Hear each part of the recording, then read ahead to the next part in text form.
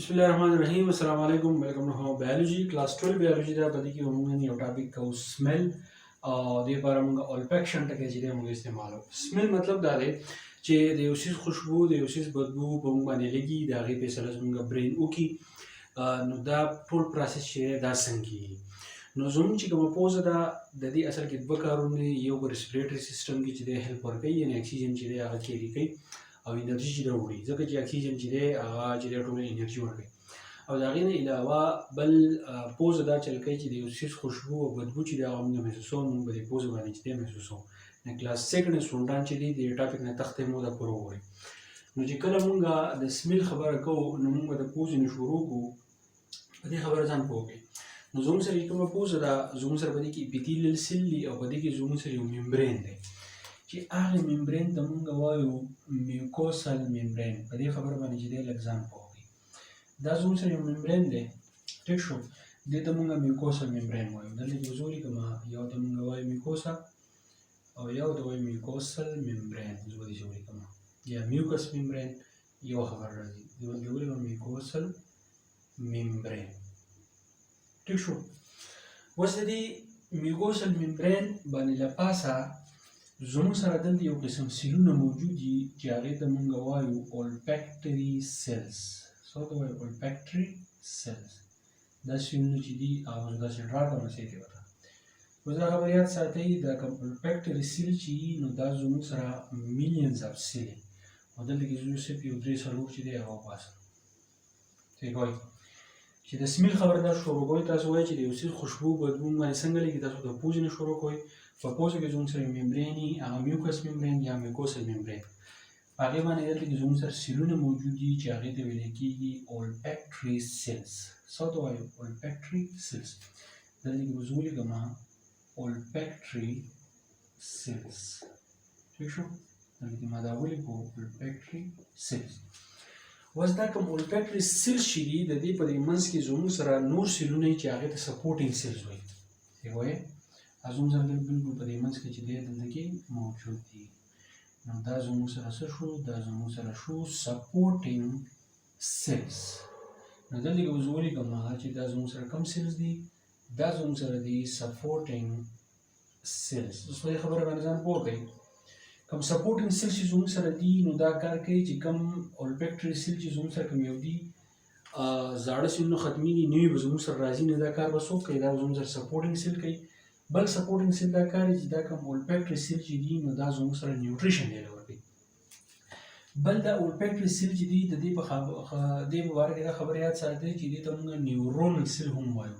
یو ته چې دې موږ دا وایو چې دا نیوران کار هم کوي زه به دلته کولی کوم نیورونل سیلز نیورونل سیل مطلب دا دی چې کوم مالیکول زموږ سره راځي نو هغه په دې کې د هغې د وجې نه دا اکټیو شي اوس موږ وایو چې کوم مالیکول خوشبو بدبو موږ باندې لګي هغه دا اکټیو کوي او دا olfactory سیل لګي د هغې نه بعد چې دی برین ته میسج وړي نو ځکه موږ دې ته وایو چې دا سیل چې دی دا نیورونل سیل دی دا نیوران کار هم کوي ټیک شو ښه بل زموږ سره دا میوکس ممبرین چې وي نو د دې نه لاندې زموږ سره دلته کې د ویښتو په شان پروجیکشن شوی د ویښتو په شان څیزونه چې دی راوتي بالکل دلته کې د دې olfactory سیل نه لاندې ټیک شو نو دلته کې موږ هغې ته څه وایو دې ته موږ وایو سیلیا څه ورته وایو سیلیا نو اوس یې وایې زموږ سره چې دی میوکوسل ممبرین دی یا میوکس ممبرین دی په هغې باندې لپاسه چې دی olfactory سیلز دي د دې په منځ کې سپورټینګ سیلز دي او دا سپورټینګ سیل دا کار کوي چې کوم زاړه سیلونه olfactory سیل ختم شي نو نوي سیلونه چې دی پیدا کوي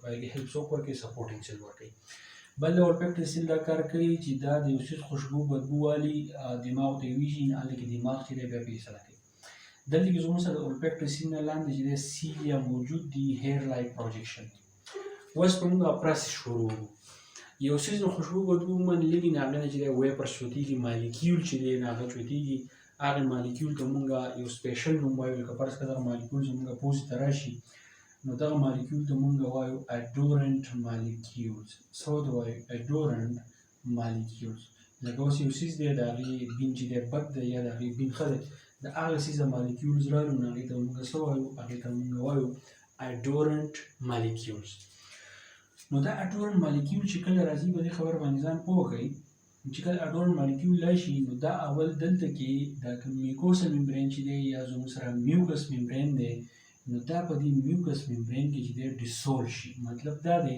چې دا جذب شي. ٹھیک شو؟ چې کله دا زموږ سره جذب شي په دې میوکس ممبرین کې دا زموږ سره ډیسول شي نو د هغې نه بعد دا چېرته راشي؟ دا د سیلیا ته راشي. د اډورال مالیکول چې دی ځان بیا د سیلیا ته راورسي. اول چې دی میوکس ممبرین ته راشي په دې کې ډیسول شي، د هغې نه بعد په دویم نمبر دا چېرته راځي؟ دا سیلیا ته راشي. اوس دا سیلیا ته راځي، په سیلیا کې دا چې څه کوي؟ زه د سیلیا یو سیل چې دی دلته کې تاسو ته ډرا کوم په دې باندې چې دی لږ ځان پوهوئ. دا به زه دلته کې سرکولر شکل چې دی دا به ډرا کوم چې دا زموږ سره سیلیا دی. ٹھیک شو؟ دلته کې ما لیکلي olfactory seal نه لاندې څه موجود دي؟ سیلیا موجود دي، hair like condition. فرض کړه دا زموږ سره سیلیا دی. ٹھیک شو؟ اوس یې وایم اډورال مالیکول د دې ممبرین نه کېدو نه بس چېرته راغی؟ سیلیا ته راغی. چې کله سیلیا ته راغی نو په دې سیلیا باندې دلته کې یو ریسپټر موجود دی. ٹھیک شو؟ داسې یو ریسپټر چې دی دا زموږ سره موجود دا سیلیا دی، دا ریسپټر چې دی موجود دی. بس دا اډورال مالیکول سیلیا ته راغلی کوی دا اډورال مالیکول لالو د سیلیا ته چې دی ځان یې اټیچ کو، خو په دې سیلیا باندې دلته کې دا ریسپټر موجود دی. نو چا ته ځان اټیچ کو؟ ریسپټر ته ځان اټیچ کو. اوس په دې کې دا خبره ساتئ چې په سیلیا باندې کوم ریسپټر زموږ سره موجود دی نو دې ریسپټر نه لاندې یو 3 سب یونټ دي. څه کوی؟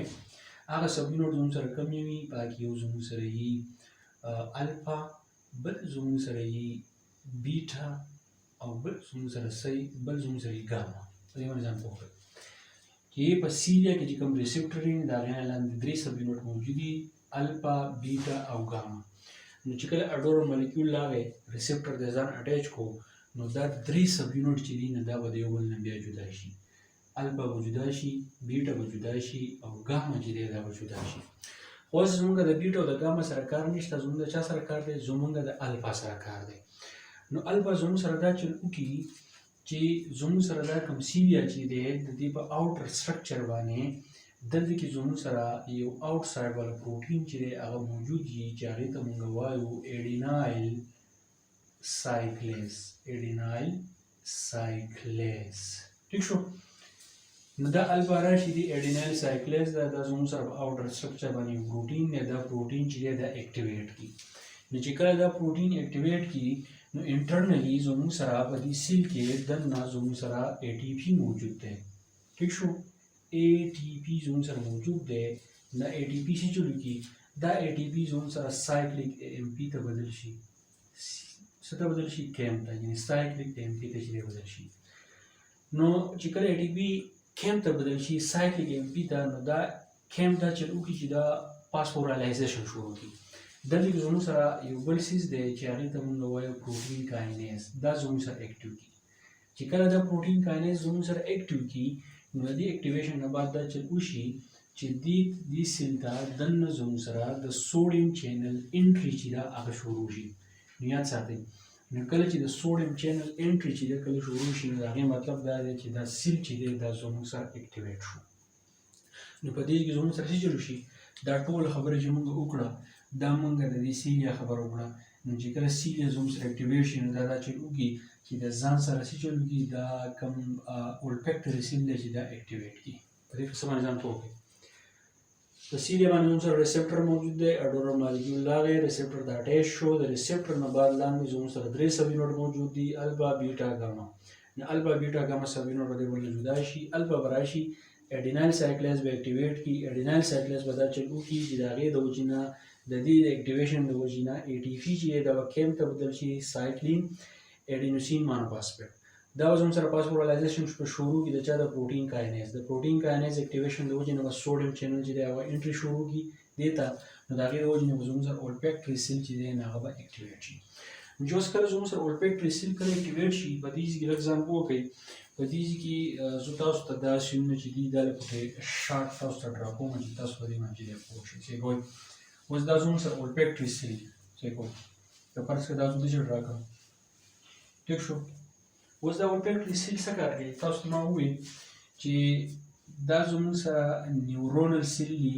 د نیوران کار کوي زموږ سره چې ځکه چې دا زموږ سره چې دی میسج جوړي برین ته. ٹھیک شو؟ دا زموږ سره olfactory seal دا اوس اکټیویټ شو. د سوډیم چینل انټري د وجې نه.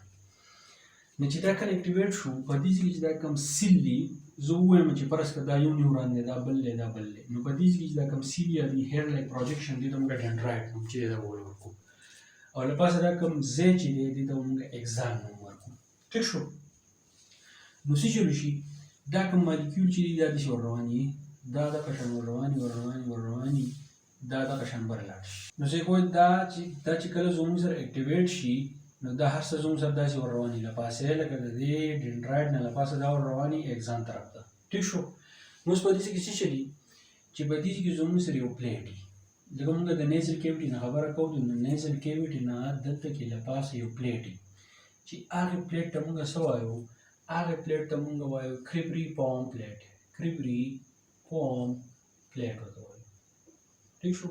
کریبري پام پلیټ. اوس دا کریبري پام پلیټ چې په دې کې دلته کې یو سوری ټیک ده. نو دا کریبري پام پلیټ دا چل کوي چې دا ځای چې زموږ سره کوم دی چې خبره کوو دا زموږ سره څه دی دا زموږ سره نیزل کیویټي ده. نو دا کریبري پام پلیټ دا چل وکړي زموږ سره دا نیزل کیویټي دا د چا نه جدا کوي دا د کرینیل کیویټي نه جدا کوي کوم چې کوپړۍ طرف ته تللی کرینیل کیویټي دا د هغې نه چې زموږ سره څه کوي دا د هغې نه زموږ سره جدا کوي. که فرض کړه د اولفیکټري سیلز دلته کې وګورم چې کوی د دې باندې ځان پوه کړئ.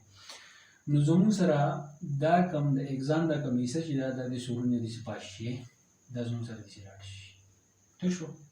دا زموږ سره داسې لاړ شي او دا څه میسیجونه زموږ سره داسې دي دا اوس د امپلس کیریګ دا څه میسیج زموږ سره چې دی بالکل په دې منځ کې لاړ شي دا کوم کریبري پام پلیټ چې دی. ټیک شو. نو کریبري پام پلیټ دا چې کوم نیزل کیویټي او کرینیل کیویټي چې دا د یو بل نه جدا کړو. اوس په دې کې دا ساتي دا کوم اکزان چې دا کوم میسیج وړي نو دا په دې کې دلته کې جمع کیږي. ټیک شو. دا په دې کې دلته جمع کیږي. ورته دا ډایګرام تاسو ته واضح او واسم چې تاسو په پوه شئ. څه کړو ښه چې کوی دا زموږ سره میوکس ممبرین شو دا زموږ سره چې د olfactory سیل شو دا زموږ سره اکټیویټ شوي دي. ټیک شو. ښه دا بیا زموږ سره چې دی هغه سپورټینګ سیل شو. ټیک شو. دا زموږ سره کریبري پام پلیټ شو نیزل کیویټي او کرینیل کیویټي چې دا نه هغه جدا کړه. نو دا اکزان دا میسیج داسې وړي. ټیک شو. نو اوس دا اکزان چې دا کوم میسیج وړي نو د دې کریبري پام پلیټ نه له پاسه دا کوم ایریا چې ده نو دې ته ویل کېږي olfactory bulb. څه ورته وایي olfactory bulb. ټیک شو. نو چې کله دا امپلس داسې وړي د اکزان دلته کې په بر باندې ځي نو دا دلته کې د ښی طرف ته چې دی یو سیټ ته چې دی دا داسې ډیسینډ شي. ډیسینډ مطلب دا دی چې دا یو طرف ته چې دی داسې جوکا وکړي. نو چې کله د اکزان دلته کې داسې جوکا وکړي دې طرف ته. ټیک شو. اوس دا ځای چې دی دا زموږ سره olfactory bulb دی د کرینیل کیویټي نه لاندې. چې دا کله یو طرف ته داسې جوکا وکړي چې کوم طرف ته دا راغونډ شي نو هغه ځای ته موږ وایو olfactory tract ورته وایو. څه ورته وایو olfactory tract چې دی هغه ته موږ وایو دا یوه لار ده هغې ته olfactory tract وایي. نو د هغې نه بعد دا چېرته لاړ شي دا زموږ سره زموږ چې کوم برین دي هغه موږ څلور لوب ته چې دی موږ ډیوایډ کوو نو زموږ سره یو لوب دی چې هغې ته موږ ټیمپورل لوب ورته وایو. څه ورته وایو ټیمپورل لوب. نو چې کله دا olfactory tract نه دا امپلس راشي ټیمپورل لوب ته راشي نو ټیمپورل لوب چې دی نو هغه بیا دا فیصله وکړي چې د کوم څیز خوشبو بدبو هغه دماغو ته راغله نو آیا دا خوشبو بدبو چې دی دا د کوم څیز ده نو په دې طریقه باندې چې دی موږ سمیل چې دی هغه محسوسوو. په دې کې عامه خبره څه ده په دې کې olfactory bulb دي د olfactory سیل دي سپورټینګ بیا زموږ سره سپورټینګ سیلز دي زموږ سره چې دی میوکس ممبرین دی د هغې نه هیر لایک پروجیکشن زموږ سره سیلیا دي. اوله خبره پکې دا چې olfactory سیل چې دی هغه اکټیویټ کېږي څنګه بیا د هغې نه بعد چې دی سیلیا څنګه اکټیویټ کوي او د سیلیا اکټیویټ کېدو د وجې نه olfactory سیل چې دی څنګه اکټیویټ شي د هغې نه بعد بیا زموږ سره په سیلیا باندې چې کوم ریسپټر موجود دي هغه کوم چل کوي. ښه بیا د هغې نه علاوه چې کله olfactory سیل اکټیویټ شي له پاسه زموږ سره دلته کې یو پلیټ موجود دی هغې ته کریبري پام پلیټ وایي او د هغې نه له پاسه چې د olfactory bulb یو ریجن دی بیا زموږ سره دا ټول اکزان چې دی راغونډېږي olfactory tract ته او د olfactory tract نه بیا زموږ سره د دماغ یو لوب دی چې هغې ته موږ ټیمپورل لوب وایو. نو په دغه ځای کې چې دی د کله میسیج راشي نو زمونږ برین چې دی یو سینس کې چې آیا دا زموږ سره چې دی دا چې شی دی نو آسان دی فیسبوک ته به دا 2-3 ورځې بعد چې انشاءالله اپلوډ کړم زه امید کوم چې تاسو خوښ شوي د میله وژړ بل لیکچر سره تھینک یو ډېر مننه